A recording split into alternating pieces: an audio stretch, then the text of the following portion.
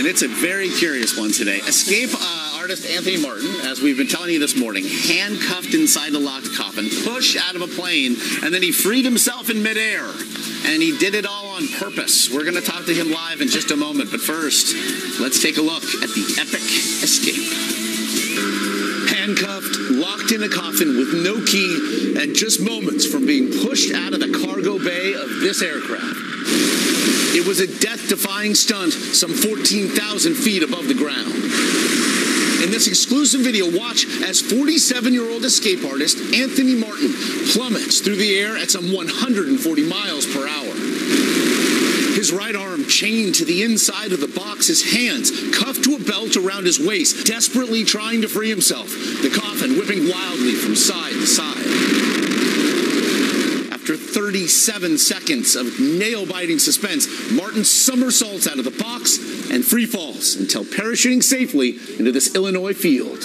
When the box left the aircraft, I thought it would fall a little more stable than it did. It felt actually quite unstable, which made it more difficult for me to do what I needed to do. So what was his secret? You can't let your emotions get it. You just start making mistakes. And we are now joined by Anthony Martin. Anthony, you are a braver man than I, and I think the rest of us here on this couch. What led you to want to jump from a plane while locked inside of a coffin? Well, this is actually the second time that I did this. The first time I did it, I was on Good Morning America as well, and that was 25 years ago. The purpose that time was just to prove I could do it. I tried to think of the most extreme escape that was ever done, and that was it. And this time I did it to promote a book that I authored called Escape or Die, an escape artist unlocks the secret to cheating death. All right, so unlock the secret for me. How do we train for 25 years ago? It's not like, oh, I remember how to do that. Throw me out of the airplane again. Yeah. How in the world are you training for this? Well, as an escape artist, I'm always escaping, so that part of it really didn't require much training.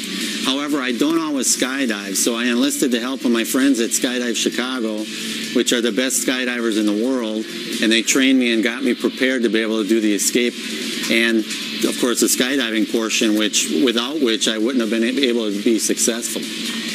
Are you superstitious? The coffin, I don't know, the coffin alone makes us all a little nervous. Why that choice of a box? To be completely honest with you, I just called it a freight box. The media started calling it a coffin. I just never corrected them. Okay. Well, we're glad that it was just a freight box and remained a freight box. Am I. I tell you what, we're looking at it all over again, Anthony. See you in 25 more years. Exactly. Yeah. Terrifying. We have a date. We'll see you in 2038, and thanks for joining us. Coming up, watch for Jennifer Aniston. Go nowhere.